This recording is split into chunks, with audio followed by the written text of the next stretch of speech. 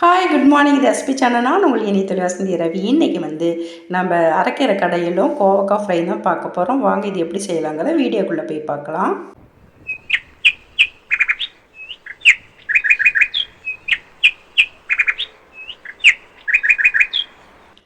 இன்றைக்கி நம்ம அரைக்கீரை கடையில் தான் பண்ண போகிறோம். இந்த அரைக்கீரை நைட்டே நான் வாங்கிட்டு க்ளீன் பண்ணி வச்சுருக்கேன். ஒரு பிளாஸ்டிக் காயத்தில் போட்டு ஃப்ரிட்ஜில் வச்சுருந்தேன். காலையில் எடுத்து செய்ய போகிறேன். நம்ம நைட்டே செஞ்சு வச்சுட்டா காலையில் நமக்கு டைம் கரெக்டாக இருக்கும். இல்லாட்டினா ரொம்ப லேட் ஆயிரும். அதனால் நைட்டே நான் க்ளீன் பண்ணி வச்சுட்டேன். இதை நல்லா அலசிக்கலாம். கீரை எப்பொழுதுமே ஒரு 3-4 டைம் அலசணும். அப்போ தான் நல்லா அதில் உள்ள மண்ணெல்லாம் போகும். இந்த மாதிரி ரன்னிங் வாட்டர் விட்டு நம்ம நல்லா 4-5 டைம் கழுவிக்கலாம். இது பிகினர்ஸ்க்கோ பேச்சுலருக்கோ தெரியாது. அவங்களுக்காக நான் 2-3 டைம் செஞ்சு காமிக்கிறேன்.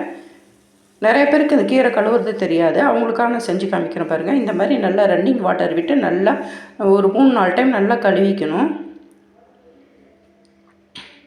அலசி நான் ஒரு பாத்திரத்தில் வச்சுக்கிறேன்.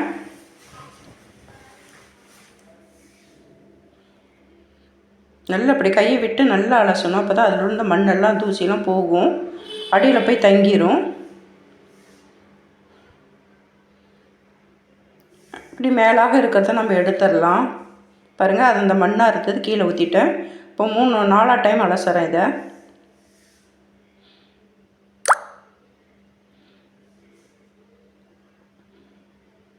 பாருங்கள், நல்லா கையை விட்டு விட்டு நல்லா அலசணும். அப்போ தான் அதில் உள்ள இந்த மண்ணெல்லாம் போகும்.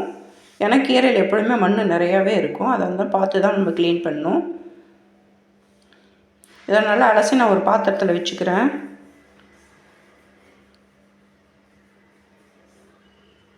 பாருங்கள், எல்லாமே நல்லா க்ளீனாக போயிடுச்சு. இதை இந்த தண்டெல்லாம் சின்ன சின்ன தண்டெல்லாம் இருக்கும். அது நம்ம நம்ம கையில் வராது. அதை இந்த மாதிரி ஃபில்டர் வச்சு நம்ம எடுத்துக்கலாம். அந்த தண்டெல்லாம் ஃபில்டரில் தங்கிடும். பாருங்கள், மண் பாரு அடியில் இருக்குது. கொஞ்சம் மண் தான் இருக்குது. 4-5 டைம் கழுவுனால அதில் மண் இல்லை. பாருங்கள், இந்த தண்டெல்லாம் இதிலே போட்டுக்கலாம். இதை நம்ம ஒரு பாத்திரத்துக்கு மாற்றிடலாம் வேக வைக்கிறதுக்கு. இந்த மாதிரி ஒரு பாத்திரம் தான் எடுத்திருக்கேன். அப்போ தான் கடையிறதுக்கு வசதியாக இருக்கும். கீரை எல்லாமே நம்ம இந்த பாத்திரத்தில் போட்டுடலாம்.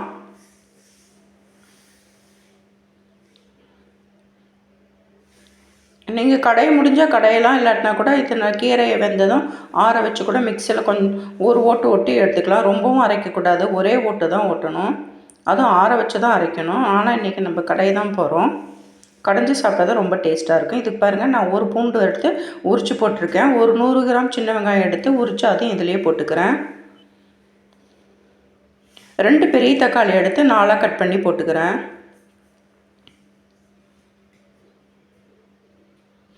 ஒரு கோழி குண்டு அளவுக்கு புளி எடுத்து இந்த மாதிரி பாருங்கள், இந்த சைஸு புளி எடுத்து அதையும் அதிலே போட்டுக்கிறேன். தேவையான கல்லுப்பு போட்டுக்கிறேன். 1/4 ஸ்பூன் மஞ்சத்தூள் போட்டுக்கலாம். ஜீரகம் 1/4 ஸ்பூன் போட்டுக்கலாம். மிளகு 1/4 ஸ்பூன் போட்டுக்கலாம்.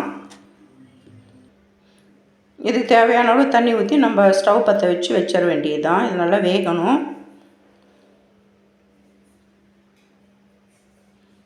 இந்த மாதிரி ஓட்டை உள்ள மூடியை எடுத்து மூடி வைக்கணும். கீரையை மூடி வேக வைக்கக்கூடாதும்பாங்க. ஆனால் நமக்கு மூடி வச்சா தான் சீக்கிரம் வேகும். இந்த மாதிரி கண்ணுள்ள தட்டாக இருந்தால் நமக்கு அது அந்த ஆவிலாம் அதில் போய் கரெக்டாக இருக்கும் நமக்கு. பாருங்கள், நல்லா வெந்துருச்சு. இதை நல்லா நான் கடைஞ்சிக்கிறேன். இதுக்கு ஒரு தாளிப்பு கொடுத்துடலாம். ஒரு பேன் வச்சு ஆயில் ஊற்றிக்கலாம். கொஞ்சம் ஆயில் கொஞ்சம் எக்ஸ்ட்ராவே ஊற்றிக்கலாம். அப்போ தான் நல்லாயிருக்கும். கடுகு உளுத்தம் பருப்பு 1 ஸ்பூன் அளவுக்கு போட்டுக்கலாம். 2 வரமிளகாய் கிள்ளி போட்டுக்கிறேன். சின்ன வெங்காயம் கட் பண்ணி வச்சுருக்கேன். அதையும் இதில் போட்டுக்கலாம்.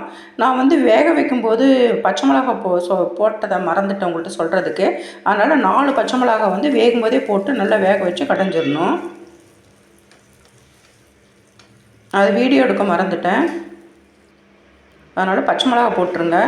இப்போ பாருங்கள், நல்லா வெங்காயம் வேகணும். அதை நல்லா கிளறி விட்டு வேக வைக்கணும். பாருங்கள், இந்த மாதிரி வேகணும். அப்போ தான் நல்லாயிருக்கும். இதை கடைஞ்ச கீரையில் இப்போ ஊற்றிடலாம். ஊற்றி ஒரு கடைஞ்சிடலாம். அப்போ தான் நல்லாயிருக்கும்.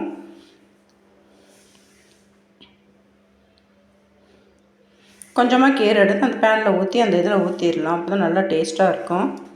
பாருங்கள் நம்மளுடைய கீரை கடையில் ரெடி ஆயிடுச்சு. அடுத்து வந்து நம்ம கோவக்காய் ஃப்ரை தான் பண்ண போகிறோம். பாருங்கள் இந்த மாதிரி கோவக்காய் வந்து இந்த மாதிரி ஸ்லைசஸாக நம்ம வெட்டிக்கணும். ஒரு பேன் வச்சு ஆயில் ஊற்றிக்கிறேன். ஆயில்லையே இதை வந்து ஃப்ரை பண்ணி எடுக்கணும். நம்ம அதிகமாக ஆயில் ஒன்றும் தேவைப்படாது. ஒரு கம்மியான ஆயில் ஊற்றி நம்ம இதை ஃப்ரை பண்ணிக்கலாம். ஆயிலே நல்லா அது ஃப்ரை ஆகணும். அப்போ தான் நல்லாயிருக்கும் கோவக்காய். நான்வெஜ் டேஸ்ட்டில் இருக்கும் அந்த மாதிரி செஞ்சு எடுத்தால்.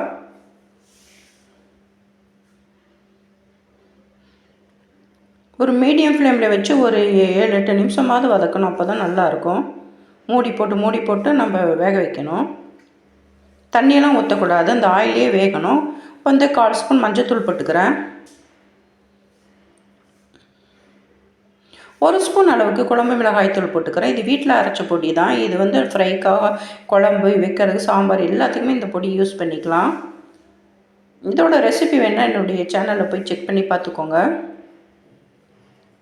அது அந்த ஃபேனில் உள்ள கோவக்காயை ஒரு பிளேட்டில் மாற்றிட்டு அதே ஃபேன் வச்சு நான் ஆயில் ஊற்றி கடுகு உளுத்தம் பருப்பு போட்டுக்கிறேன்.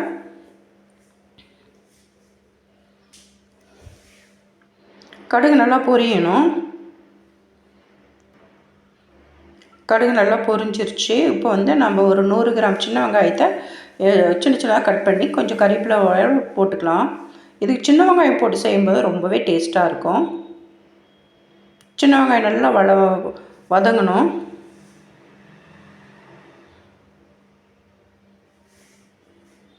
ஒரு 3/4 ஸ்பூன் அளவுக்கு வந்து இஞ்சி பூண்டு பேஸ்ட்டு போட்டுக்கலாம். அதுவும் பச்சை வாசனை போகிற அளவுக்கு நல்லா வதக்கிக்கணும். எல்லாமே நல்லா கலந்து வதக்கி விட்டுக்கலாம். உப்பு வந்து நம்ம ஃப்ரை பண்ணி வச்ச கோவக்காய் இதோட போட்டுக்கலாம். போட்டு நல்லா வதக்கணும். தண்ணி ஒரு சொட்டு கூட விடக்கூடாது. நாம் ஊற்றின அந்த கொஞ்சம் ஆயிலே தான் இதை வதக்கி எடுக்கணும். கொஞ்சம் சிம்மில் வச்சு வதக்கணும்.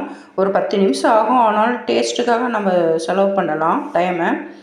ஃபைனலாக நம்ம கொத்தமல்லி தூவி இறக்கிற வேண்டியதான். நம்மளுடைய கோவக்காய் ஃப்ரை சூப்பராக ரெடி ஆயிடுச்சு. இது நான்வெஜ் டேஸ்ட்டோடு இருக்கும். நீங்களும் ட்ரை பாருங்கள். இதை வந்து பிளேட்டிங் பண்ணிடலாம். கீரையை ஒரு இதில் பவுலில் ஊற்றிட்டேன். அதே மாதிரி வந்து கோவக்காய் ஃப்ரையும் நான் ஒரு பவுலில் ஊற்றிக்கிறேன். இதே மாதிரி நான் சொன்ன மெத்தடில் செஞ்சு பாருங்கள். அவ்வளோ ஒரு டேஸ்ட்டாக இருக்கும்.